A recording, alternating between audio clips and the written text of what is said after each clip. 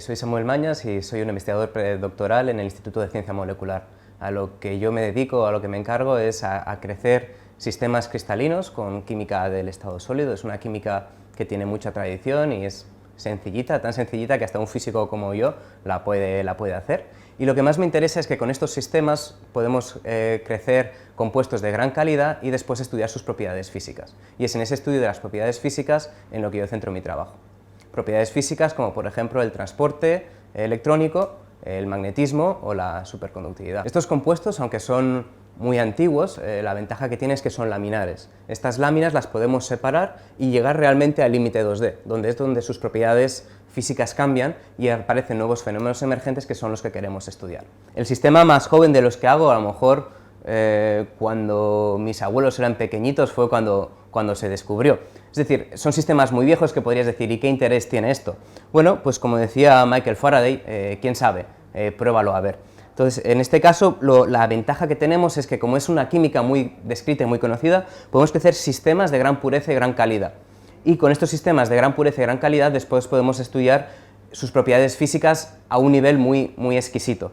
Por ejemplo, sistemas que se conocen desde hace 50 años, ahora mismo se han descubierto que pueden ser una cosa que se llama líquidos de spin cuántico, cualquier cosa que pueda significar aquello, y por ejemplo entender estos sistemas pueden ayudar a entender por ejemplo la superconductividad de alta temperatura, que son fenómenos que todavía están abiertos en el campo de la física del estado sólido y todavía no entendemos. Entonces empleamos sistemas antiguos y bien descritos como sistemas modelo para entender las propiedades físicas de fenómenos mucho más complejos y mucho más abstractos. En cuanto a para qué puede servir esto, cuál es su utilidad, si os soy sincero, no lo sé.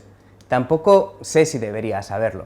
Por ejemplo, lo que estamos haciendo es encontrar fenómenos físicos que pueden ser de interés e intentar entenderlos, que básicamente es a lo que se dedica la ciencia básica. Si estos fenómenos son relevantes, después tendrán su aplicación industrial. Por ejemplo, os voy a dar un caso particular que ocurrió a finales de los años 80 del siglo pasado.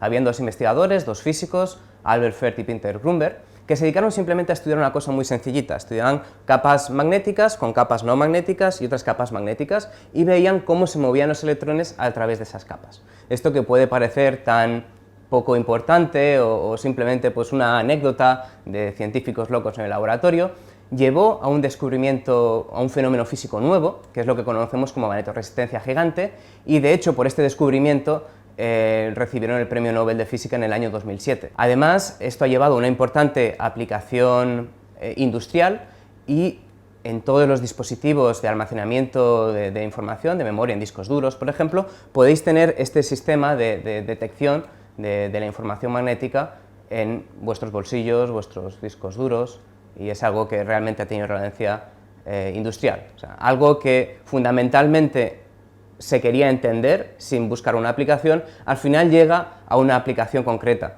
Y un poco esto es el interés o la peculiaridad que tiene la ciencia, o al menos para mí, que estás buscando o navegando en lo desconocido y quién sabe, mirando qué cosas puedes encontrar algo que sea novedoso. A lo mejor no es una cosa que encuentres todos los días, pero de repente puede ser que ocurra y encuentres un fenómeno físico interesante, ¿no? Entonces un poco esa motivación la que te lleva todos los días a venir al laboratorio e intentar buscar nuevos fenómenos.